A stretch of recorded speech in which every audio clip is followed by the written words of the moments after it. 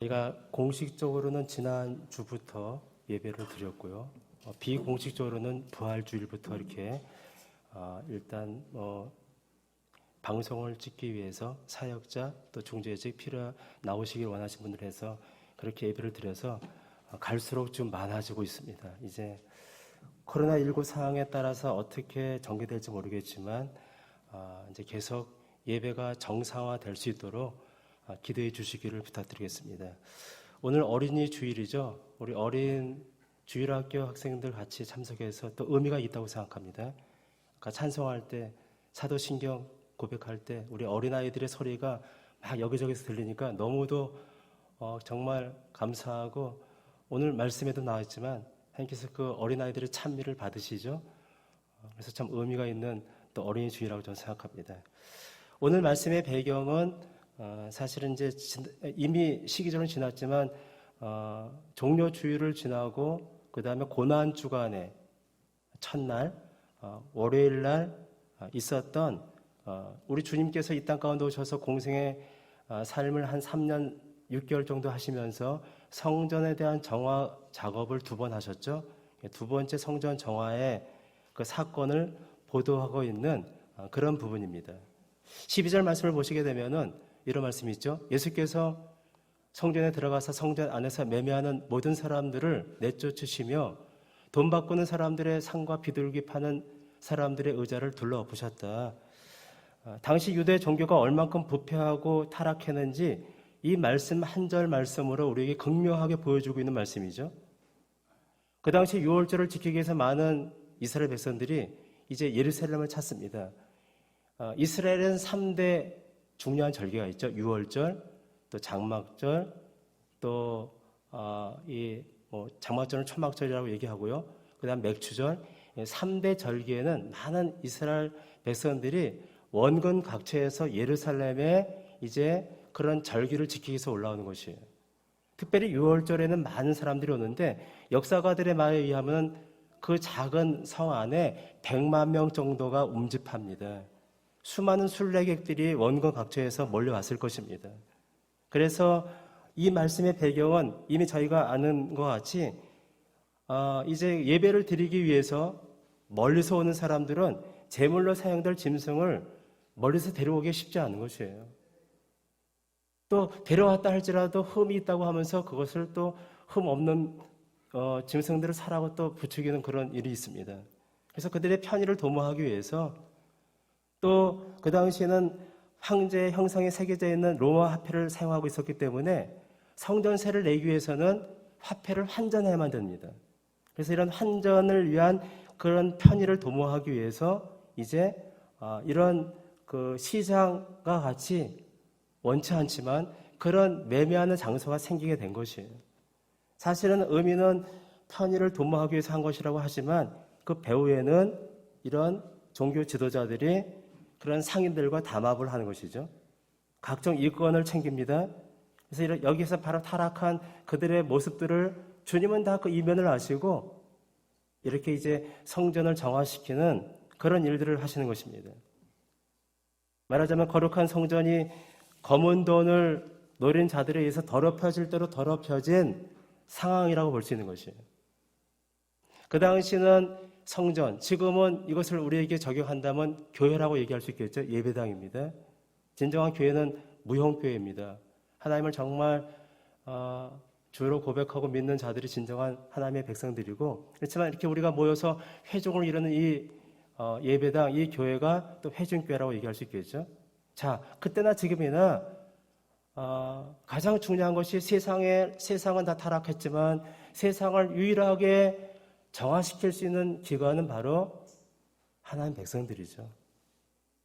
성전은 그 당시 유대 종교의 최후의 보루입니다. 이것은 지금도 마찬가지입니다. 교회가 바로 지금 아무리 세상이 정치적으로 경제적으로 많은 것들을 해서 세상을 정화시키고 세상을 더 잘 살게 하기 위해서 노력한다 할지라도 속수무책입니다. 근본적인 죄 문제를 해결할 수 없기 때문에 그렇게 할 수가 없는 것이에요. 최후의 보루인 성전, 교회가 그때나 지금이나 하나님의 놀라신 임재를 위해서 존재하고 있는지 오늘도 이 말씀을 통해서 우리가 돌아봐야만 될 줄 믿습니다. 아마 주님께서 이 땅 가운데 지금 오신다면은 성전을 정화시키는 정도가 아니라 훨씬 더 하지 않으실까? 저는 그렇게 생각합니다. 왜냐면은 여러 가지 교계 뉴스들을 보거나 여러분 세상은 우리가 말할 것도 없죠. 세상의 정치적인 세상의 타락한 모습들은 사실 말할 것도 없습니다. 이미 그 죄악의 수위가 차고 넘쳐서 주님께서 이 땅 가운데 오실 날이 임박하지 않았습니까? 코로나19가 그것을 지금 우리에게 보여주고 있지 않습니까? 그렇지만 문제는 그럴지라도 하나님의 몸된 최후의 보루라고 하는 교회가 그 사명을 감당할 수 있는 빛으로 소금으로 존재해만 되는데 작금의 교회는 그런가? 많은 경우에 그렇지 못합니다. 우리는 잘 알지 못하지만 교계 내에 많은 목사님들조차도 잘 알지 못하는 그런 단체들이 많이 있죠. 뭐 기독교 윤리실천운동, 성서항구 상당히 괜찮은 일들을 한다고 자부하고 있습니다. 또 기독법률가회, 또 기독교 자살 예방센터, 교회 세습 반대운동연대, 특별히 교회 개혁 실천연대, 뉴스엔젤을 저는 옛날에는 많이 봤지만 뉴스엔젤을 비롯해서 복음과 상황, 기독교 청년 아카데미, 아름다운 공동체, 개혁연대 집행위원 이런 많은 단체들이 사실은 하나님의 영광의 뜻을 나타내는 그런 일들을 감당하지 아니하고 다른 짓들, 이상한 것들을 한다는 것이 조금만 깊숙이 그 조사해 보면은 나타나고 있습니다. 야, 어떻게 교회가 그런 일을 할 수 있어요? 여러분, 제가 지금 여기서 이런 단체들에 대해서 행하는 일들을 다 말씀드릴 필요가 없습니다. 그런 일들을 이제 알기를 원하셔서 찾아보시게 되면은, 야, 교회에 이런 정말 중요한 단체들이 이런 일까지 하고 있는 것이야? 라고 보시게 되면은 아마 상당히 우리가 그 마음 가운데 아픔을 느끼게 될 것이에요.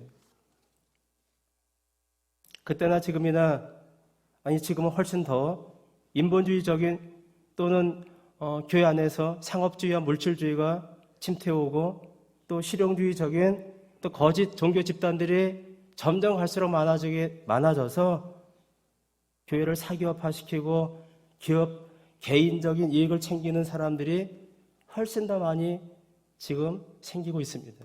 아마 주님께서 이 땅 가운데 오시면은 그 당시에 성전 정화보다 훨씬 더 적나라한 그런 책망을 하지 않으셨을까 저는 생각합니다.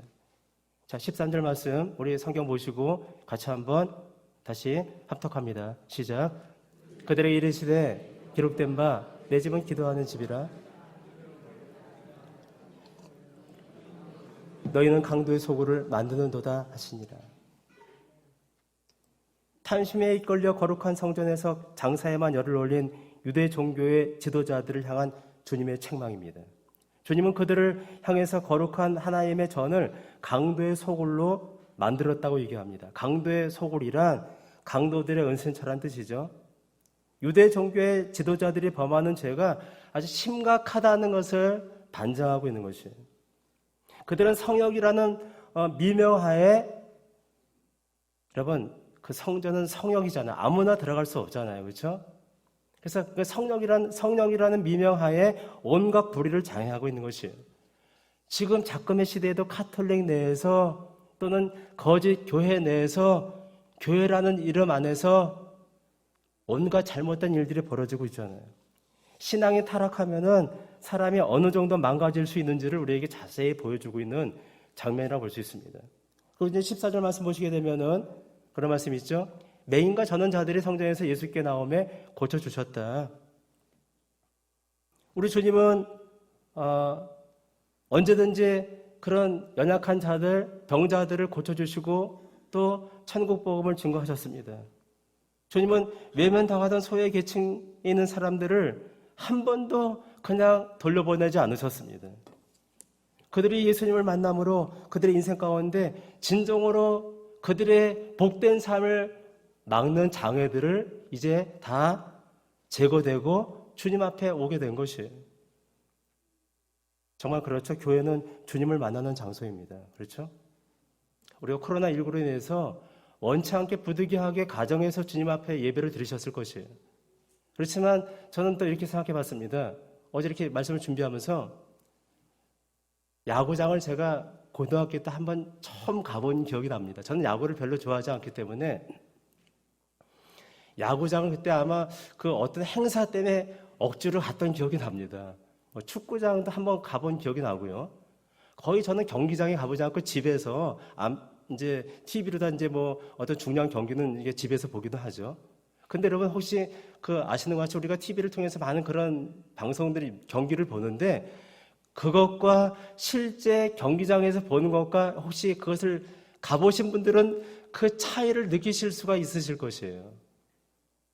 그 경기장 안에 그 환호와 그 어떤 여러 가지 말로 다 할 수 없는 어떤 그런 체험적인 어떤 그런 그 관중의 포효 이런 것을 맛보면서 사람들이 그것 때문에 경기장에 가는구나.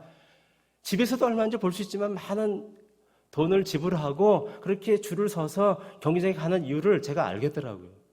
마찬가지로 집에서도 예배를 드릴 수 있습니다. 또 부득이하게는 우리가 그렇게 예배를 드리는 것이 어쩔 수 없는 것이죠. 감옥에 갇혔을 때 거기서 주님 만나는 경우도 있습니다. 북한 성도들은 지하에서 정말 아무도 모르게 그렇게 예배를 드리고 있다고 알고 있습니다. 초대교회 많은 카타콤의 신자들은 박해를 피해서 지하 무덤으로 들어가서 예배를 드린 것이에요. 부득이하게 그렇게 될 만한 상황이 된다면 어쩔 수 없지만 그렇지만 우리가 예배를 드릴 수 있는 환경 가운데서 그렇게 하지 못한다면 좀 다른 차원인 것 같아요. 저는. 마찬가지로 이렇게 예배 자리에 나와서 우리가 또 말씀을 듣고 하나님의 임재를 누리면서 나가는 거 전 복되다고 생각합니다.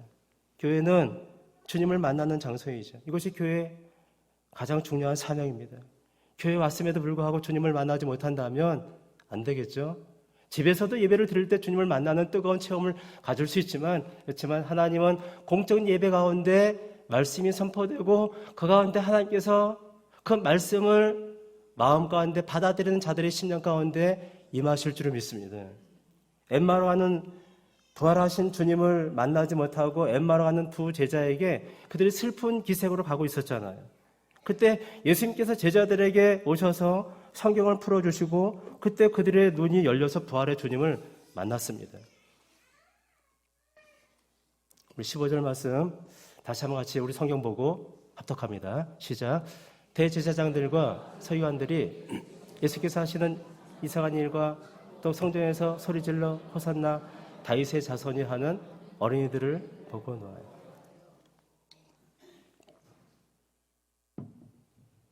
15절 말씀 보게 되면 두 가지 사건이 있죠. 예수께서 행하시는 일과 또 아이들이 성전에서 예수님을 보고 호산나를 외치면서 환호한 것에 대해서 종교 지도자들의 반응이 있습니다. 그렇죠? 그들이 그것에 몹시 분노했다고 말씀하고 있어요. 왜 그럴까요?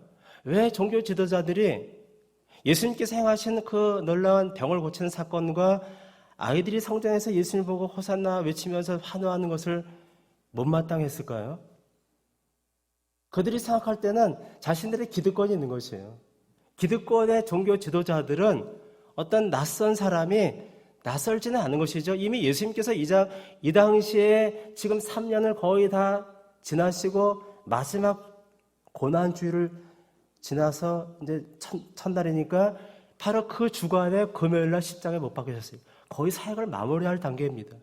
주님께서 이 땅 가운데 오셔서 하신 일들은 이루 말할 수 없는 놀라운 이적과 어떤 표적을 보여주시고 메시아됨을 나타내 주시고 많은 병자를 고쳐주시고 천국 복음을 증거하셨어요. 그렇지만 완악한 그들은 마음을 열지 않고 아직도 주님을 메시아로 모셔드리지 않은 것이에요. 아직도 이 낯선 사람들이 이 낯선 예수를 메시아라고 지금 환호하는 것에 대해서 심히 못마땅해 하고 있는 것이에요. 그들은 아마 그 예수님이 그들의 기득권에 도전한다고 생각했을 것입니다. 그들의 마음은 타락한 자아로 가득 채워져 있기 때문에 옛부대이기 때문에 천국 복음을 갖고 오신 주님의 새 포도주를 받아들일 수가 없는 것이에요. 당시 유대 종교를 대표하던 사람들이죠. 그들은 유대 종교를 대표하는 선생들이라고도 부를 수 있는 그런 위에 있는 존경받는 자들이었어요. 밖에서 살다가 유월절을 지키기 위해서 찾아온 순례자들과는 비교가 되지 않습니다. 그렇지만 그들은 주님을 심히 못마땅하게 생각하고 거기에 반응하고 있습니다. 이것은 주님께서 구약에 예언된 메시아 되심에 대한 명백한 증거를 보여주시는 사건을 그들이 의도적으로 부인하고 있는 것이에요. 그렇지만 이사야 선지자가 이렇게 예언했죠. 듣기는 들어도 깨닫지 못하고 보기는 보아도 알지 못하는, 그래서 마음이 둔해지고 귀가 막히고 눈이 감긴 그런 사람들의 부류에 이들이 속한다는 것을 그들은 깨닫지 못했습니다. 자, 이제 오늘 어린이 주일인데 이런 종려 주일에 지나서 고난 동안 월요일에 있었던 이 사건을 통해서 주님께서 이제 그들의 질문에, 악에 찬 질문에 대답을 하시는 장면에 어린아이를 얘기하시는 것이에요. 저는 이제 이 말씀에 초점을 두고 우리 어린이 주일날 이 말씀을 같이 나누기를 원해서 이 말씀을 선정했습니다. 가장 중요한 말씀이 16절 말씀입니다. 우리 16절 말씀 같이 한번 우리가 합독합니다. 시작. 예수께 말하되 그들이 하는 말을 듣느냐? 예수께서 이르시되 그렇다. 어린아기와 젖먹이들의 입에서 나오는 찬미를 온전하게 하셨나이다 함을 너희가 읽어본 일이 없느냐 하시고, 주님은 이 말씀은 시편 8편 2절의 말씀을 인용한 것입니다. 여러분, 시편의 말씀은 원래 의미가 여호와 하나님을 가리킨 것이지만 예수님께서는 이를 자신에게 적용시키셔서 이 어린이들의 동작도 결국은 하나님 말씀의 성취라는 것을 증거하신 것이에요. 여러분, 유대 풍속에는요, 랍비들을 찬양하기 위해서 어린아이들을 일부러 동원시킬 때가 있습니다. 그래서 어린이들의 이런 환호하는 일들은 결코 생사한 것이 아닙니다. 그렇지만 저들 교권자들은 아주 교만하고 질투하고 예수님을 시기하는 가운데 그 기득권을 놓고 싶지 않고 뭔가 그들의 완악한 마음 가운데 예수님께서 어린이들의 찬미를 받으시는 것이 심히 못마땅하게 생각하고 항의하고 있는 것이에요. 그들은 성경을 읽고 연구했지만 불행하게도 전혀 그 의미를 깨닫지 못했던 것입니다. 그들은 날마다 성전에서 다른 사람을 가르치고 스승이라 하고 존경받는 위치에 있었지만 전혀 성경은 깨닫지 못하고 살아갔던 사람들입니다. 오늘 16절 본문의 말씀에서 어린아기, 개역 한글에는 어린아이라고 되어 있죠. 그렇지만 어린아기, 더 어린 것 같은 느낌을 우리에게 주는 단어인데, 그러니까 어린아기와 젖먹이가 따로 되어 있는 것 같지만 실제 신학자들은 말을 할 때 어린아기와 젖먹이는 같은 말의 반복이라고 좀 보는 것이다. 왜냐하면 히브리 아이들은 젖을 늦게까지 먹는데요. 젖을 늦게까지 먹고 젖을 늦게 뛰니까 그 젖먹이 시절에 그때부터 말을 하기 시작하는 것이에요. 하여튼 주님은 이런 악한 교권자들, 기성세대죠. 어른입니다. 그들에 대한 악에 찬 질문에 대해서 어린아이의 시편 8편 2절의 말씀을 인용하시면서 그것이 당신을 향한 메시아에 대한 말씀에 대한 성취로 또 그것을 통해서 우리에게 뭔가를 도전하고 계십니다. 주님은 특별히 어린아이들에 대해서 특별한 관심을 가지셨죠. 우리가 잘 아는 바와 같이 천국에 들어가는 중요한 조건에 대해서 말씀하실 때 어린아이의 어떠함을 비유하셨잖아요. 오늘 저희가 같이 교동문에서 읽었지만요, 그 말씀을 다시 한번 같이 우리가 보겠습니다. 마가복음 10장 13절에서 14절 말씀을 같이 한번 우리 스크린 보고 합독합니다. 시작. 사람들이 예수께서 만져주심을 바라고 어린아이들을 데리고 오매 제자들이 꾸짖거늘 예수께서 보시고 노하시어 이르시되 어린아이들이 내게 오는 것을 용납하고 금하지 말라. 하나님의 나라가 이런 자의 것이니라. 예수님은 어린아이들을 예수님께 데려왔을 때 그것은 일반적인 것이었습니다. 랍비들에게 축복받기 위해서 아이들을 데려오는 것이에요. 우리 아이들을 이렇게 낳으면은 이제 목사님한테 이제 처음에 이제 또 이렇게 기도받기 위해서 오잖아요. 그런 것 같이. 근데 이 제자들이 그 어린아이를 데려오는 것에 대해서 사역이 너무 지치다 보니까 야, 좀 쉬고 싶어. 아니야, 지금 하실 일도 많은데 야, 그것을 금했다는 말이죠. 그래서 주님께서 보시고 노하시면서 이르시되 어린아이들이 내게 오는 것을 용납하고 금하지 말라. 하나님의 나라가 이런 자의 것이니라. 하나님의 나라가 어린아이와 같은 그런 자의 것이라고 말씀하시면서 결정적으로 중요한 그 다음 말씀이 15절에 있습니다. 15절을 띄워주시고 같이 한번 합독합니다. 시작. 내가 진실로 너희에게 이르노니 누구든지 하나님의 나라를 어린아이와 같이 받들지 않는 자는 결단코 그곳에 들어가지 못하리라 하시고, 제가 노래를 부르듯이 말씀드렸죠. 우리 주님께서 두 가지 결단코 천국에 들어가지 못한다는 말씀을 하셨는데 그 중에 하나가 바로 이 말씀입니다. 너희가 어린아이 같이 받들지 아니하면 그 어린아이가 어떠함을 얘기하고 있는 것이죠? 결단코 천국에 들어갈 수 없다고 말씀하셨어요. 오늘 본문과 딱 연관되는 말씀 아니지만 기성세대의 악에 찬 종교 지도자들의 그 질문에 대해서 주님께서 시편 8편의 말씀을 인용하시면서 어린아기와 젖먹이들의 찬미를 받으시는 그 말씀을 자기에게 적용하시고 그렇게 말씀하셨다는 것은 전 깊은 의미가 있다고 생각합니다. 그래서 저는 이 말씀을 통해서 이 어린아이의 어떠함이 우리의 구원과 깊은 관계가 있는가 다시 한번 점검하고 그것을 상고하고 묵상함으로 우리의 믿음을 다시 한번 갈아엎는 복된 시간 되기를 먼저 주님의 이름으로 간절히 축원합니다. 세 가지를 말씀드리겠습니다. 첫 번째는 어린아이의 순수함입니다. 종교 지도자들은 하나님의 말씀을 지키고 가리킨다고 자부했지만 실상은 껍데기에 불과했습니다. 속은 썩은 냄새가 나는 죽은 송장과 같은 그런 자들입니다. 하지만 주님은 제자들을 훈련하시면서 이렇게 말씀하셨죠. 비둘기같이 순결하라. 주님께서 하신 말씀 가운데 비둘기같이 순결하라는 말씀을 우리가 깊이 생각해야만 됩니다. 순수함은 세속에 쩌든 처세술에 능한 기성세대와 극대조를 이룬다고 볼 수 있는 것이에요. 우리는 갈수록 우리 세상은 점점 처세술과 세상 가운데서 어떻게 하면 살아남기 위해서 나름대로 고통과 어려움이 환경 가운데 그런 것이 있겠지만 그러기 위해서 살아남기 위해서 끊임없이 사람들은 처세술을 발휘하고 약삭 빠르게 여러 가지 정도가 아닌 다른 길로 잘못된 부정적인 길로 사람들을 사기하고 죽이고 파멸시키지 않습니까? 여러분 우리 주님은요 성령으로 잉태하셨죠. 근데 여러분 주님은 성자 예수님이시지만 삼위 하나님을 이미 태초 이전부터 계신 창조주 하나님이시지만 여러분 하나님께서 주님이 삼위 하나님이 이 세상을 창조하셨잖아요. 첫 번째 창조 가운데 아담과 하를 어떻게 창조하셨습니까? 어린 아기로 창조하셨습니까? 아니죠.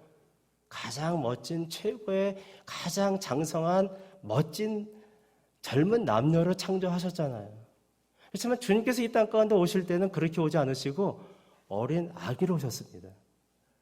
죄는 없으신, 성령으로 잉태하셔서 죄는 없으신, 그렇지만 마리아의 몸을 통해서 어린 아기로 잉태하셨어요.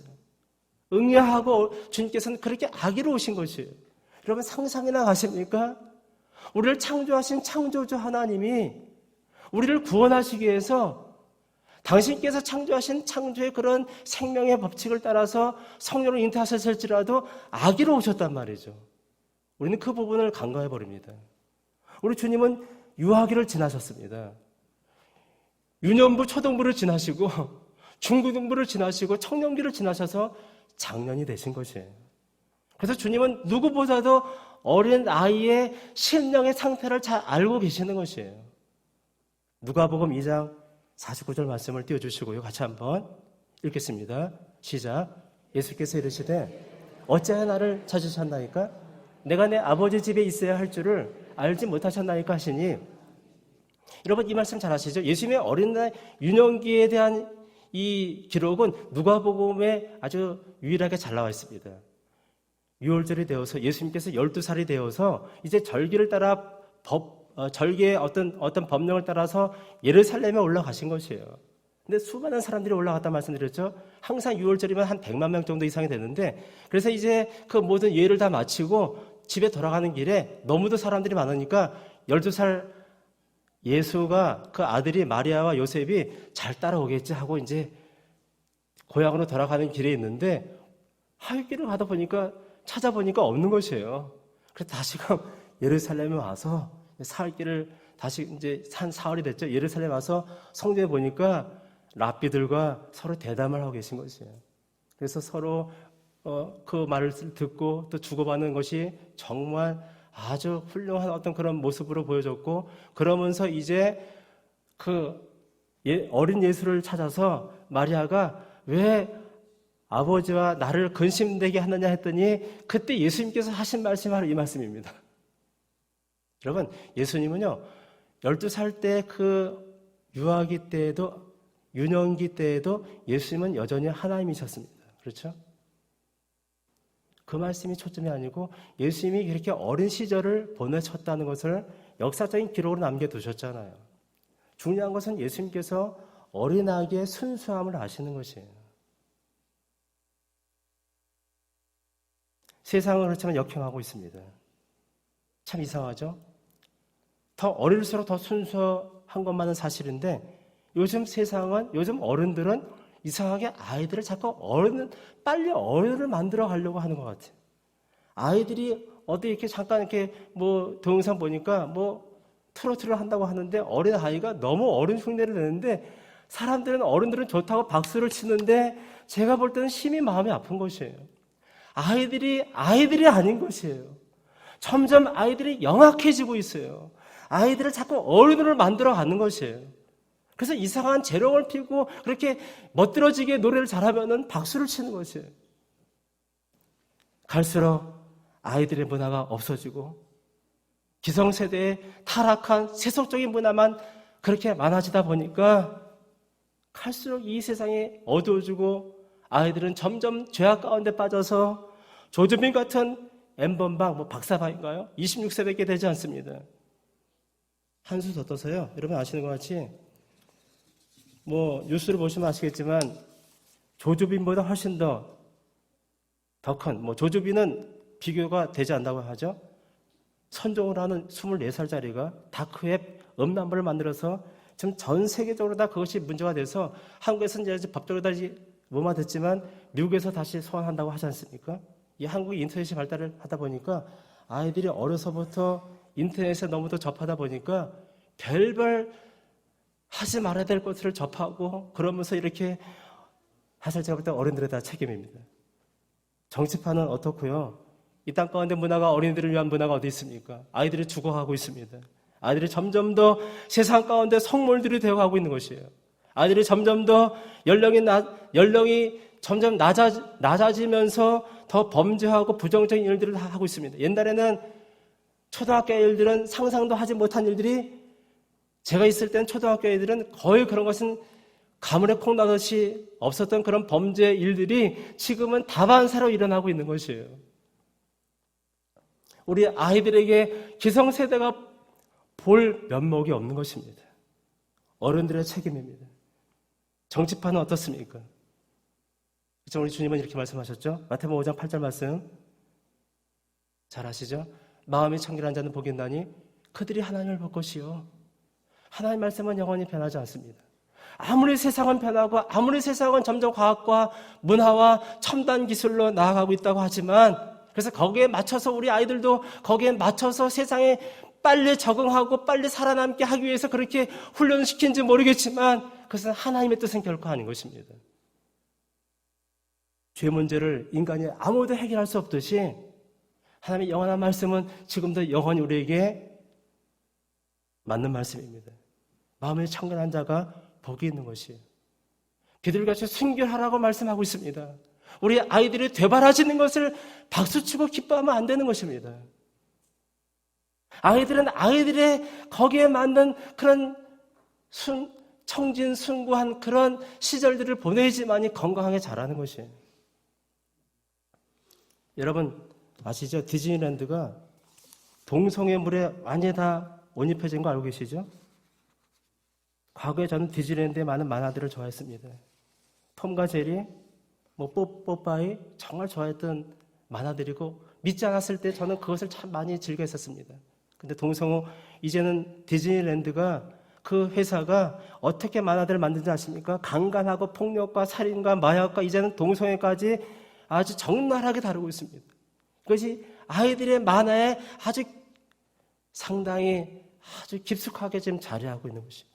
아이들에게 만화를 함부로 보여줘서는 안 되는 것이에요. 갈수록 우리의 문화가 타락하고 폐역해지고 있다는 것이죠.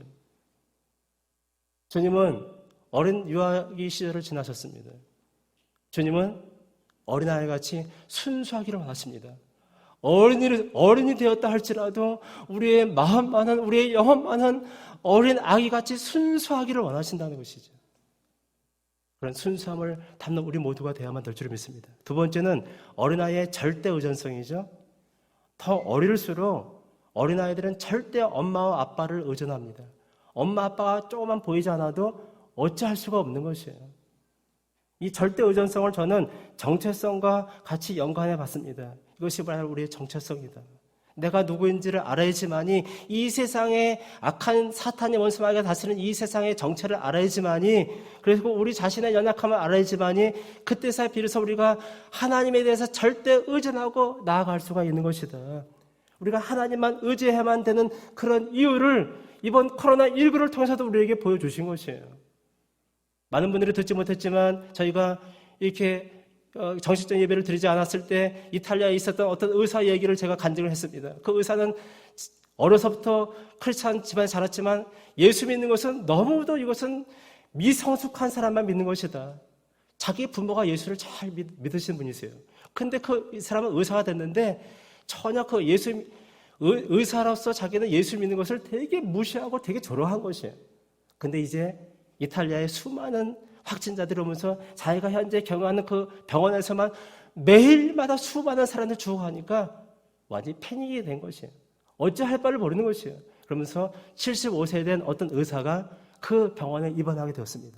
근데 그분이 좀 괜찮을 때 그 의사들에게 말씀을 가르쳐 준 것이에요.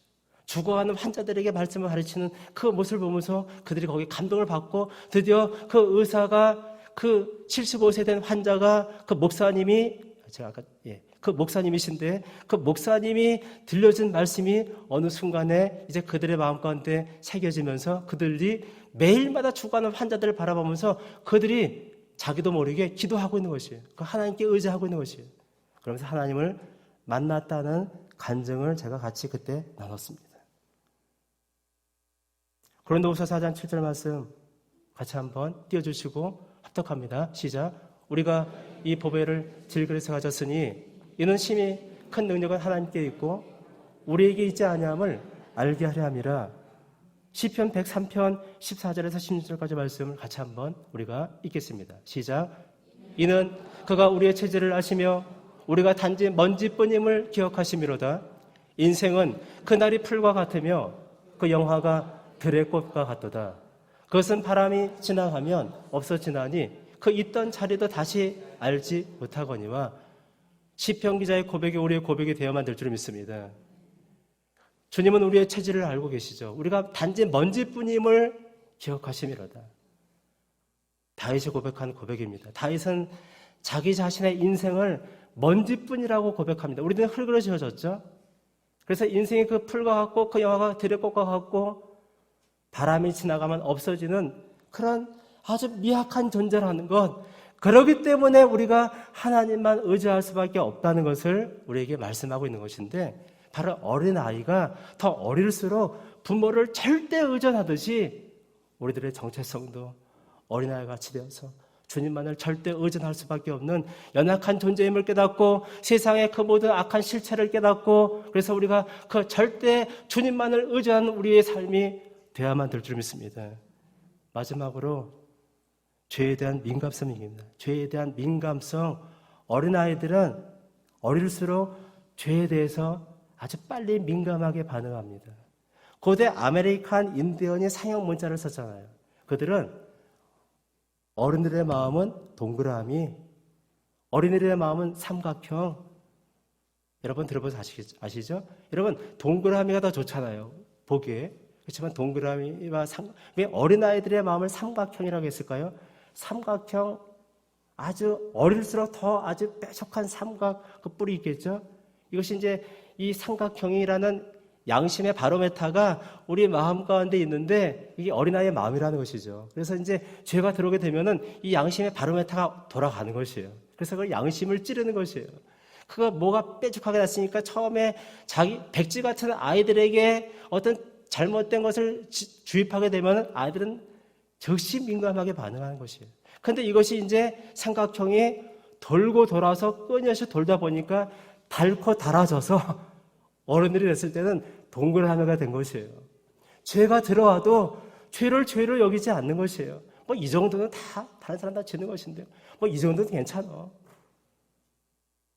갈수록 어른들의 마음은 동글하게 된다는 것이죠. 갈수록 죄에 무뎌지는 세상을 우리가 보고 있습니다. 사탄은 인간의 심리를 너무도 잘 알고 있는 심리학 박사입니다. 사탄은 그렇기 때문에 무의식 세계 가운데 악한 영향을 주기 위해서 미디어를 활용합니다. 음악, 보는 영상 이런 것들은 우리의 무의식 세계에 깊이 잠입하는 것이에요. 실험을 통해서 이것이 증명이 됐고 그래서 신상원 문화 선교사는 이미 오래전에 사탄은 마침내 대중문화를 선택했다는 그런 책을 썼습니다. 요즘 BTS 여러분 저는 처음에 BTS가요 방탄소년단이 아주 뭐 여러 가지 일루미나티나 프리메이스나 이런 데 연루되지 않고 상당히 괜찮게 시작한다고 해서 좀 건전하다 생각했는데 아니나 다를까 요즘은 그렇지 않습니다. 절대로 그렇지 않습니다. 요즘 BTS가 나온 뮤직비디오를 보게 되면 아주 사탄 숭배하는 그런 것이 깊숙이 그 안에 들어가 있다는 것이죠. 최근에 어떤 BMW, 우리 BMW 차 타고 계신 분들한테 죄송하지만 BMW를 선전하는데 보니까 이제 적나라하게 자기 정체를 밝히는 것 같아요. 의도스러다가 이 차가 가면서 그 선전 한번 나중에 나올 때 한번 보시기 바랍니다. 선악과를 상징하는 것을 딱 박차고 그것을 파괴시키고 그 다음에는 물풍선 세계를 지나가는데 아마 그것은 어떤 것을 설명한 자가 이것은 뭔가 뭐 주님의 세례, 삼위 하나님 뭐 이런 것을 상징하는데 그런 것을 충분히 상징한다고 볼 수 있어요. 그래서 물풍선 세계가 다 터져 나오는데도 전혀 아랑곳하지 않고 거기를 지나갑니다. 마지막에는 어디를 간지 아십니까? 여러분 그 화살 그 관역 있죠, 관역? 다가동에 가면 이제 활 쏘는데 그 관역의 그림이 있는데 그 관역의 그림의 옆을 통과하고 지나갑니다. 의도적으로 관역을 통과하는 것이 아니고 관역의 옆을 통과하는 것이에요. 여러분 무슨 뜻인지 아십니까? 여러분 죄라는 것이 무슨 뜻이냐면요. 히브리어는 하타라고 얘기하고 헬라어는 하마르티아라고 얘기하는데 관역을 벗어난다는 뜻입니다. 사탄은요. 그 의미를 잘 알고 있는 것이에요. 죄라는 의미를 너무도 잘 알고 있는 것이에요. 제가 그 말씀 여러 번 들었죠? 죄라는 원래 원어적인 뜻은 하마르티아인데 이것은 관역을 벗어나다, 빗나가다는 뜻인데 그것을 상징하듯이 마지막 세 번째 코스에서는 관역이 있는데 관역을 빗나가면서 파괴시키고 나가는 것이에요. 이것이 바로 지금 현재 이 시대의 뮤직비디오나 선전을 통해서 이런 미디어를 통해서 악한 이 사탄 온스마이가 무의식 세계에 사람들의 마음을 끊임없이 장악하고 있는 것이에요. 아이들은 날마다 그런 영화나 TV나 비디오를 보고 살아가고 있습니다. 교회에는 지금 현재 코로나19 때문에 거의 2달을 쉬고 있고 아이들은 주일학교 예배도 드리지 못합니다. 근데 부모들이 신앙이 쌓고 아이들을 어떻게 지도하는지는 우리가 예측할 수 없습니다. 아이들은 날마다 시간마다 접하는 것이 세상 문화라는 것이죠. 그들은 온통 세상 문화 가운데 살고 있는데 어떻게 우리가 그들을 하나님의 말씀으로 양육할 수 있냐는 것이에요. 이 작은 시간 뿐이라도 우리가 주 앞에 나와야만 되는데 그렇지 못한 경우가 많이 있잖아요. 프란시스 셰퍼 박사는 현대를 향해서 지금 고인되셨지만 문둥병에 걸린 문화라고 말씀하셨습니다. 문둥병이 무슨 뜻인지 아시죠? 고통 감지 체계가 무너졌습니다. 그래서 필립 얀시라는 유명한 영상가는 한센병 권위자의 친구의 그 권위자랑 같이 면담하면서 그의 말을 듣고서 이런 책을 썼습니다. 고통이 없는 것이 지옥이다. 역설적인 말이죠. 역설적인 말입니다. 고통이 없는 것이 지옥이다. 무슨 뜻입니까? 고통이 느껴져야만 된다는 것이죠. 바늘로 찔리게 되면 아픔을 느끼게만 되는데 한센병 걸린 사람들은 아픔을 느끼지 못하는 것이에요. 그래서 이렇게 문드어져도 살이 떨어져 나가도 고통을 느끼지 못하는 것이에요. 죄라는 것이 오게 되면 어린아이같이 순수하게 그것을 양심의 바로메타가 그것을 느낄 수 있고 죄라는 것을 쳐낼 수 있는 그런 양심의 기관이 살아있어야만 되는데 무뎌져서 고통을 느끼지 못하는 것이에요. 죄악을 느끼지 못하는 것이에요. 죄라는 이물질이 들어오지만 그것에 대한 거부 반응이 전혀 없다라는 것입니다. 말씀 읽겠습니다. 오래전 조지 바나라는 21세기 교회 전략 마케팅이 가는 주전자 안에 개구리라는 예화를 들었죠. 주전자 안에 개구리가 있습니다. 개구리는 피부로 호흡을 하죠. 물을 처음에 미지근한 물이지만 서서히 물을 끓입니다. 피부로 숨을 쉬기 때문에 그 안에서 아주 되게 기분 좋게 삶아지면서도 죽어가면서도 깨닫지 못하고 죽어가는 모습을 주전자 안에 개구리라는 비유로 말했습니다. 이와 같이 세상은 사단 원수마귀는 이 세상 신은 바로 이런 죄에 대한 민감성을 무뎌지게 하면서 우리를 자기의 수하로 끌어들이고 있습니다.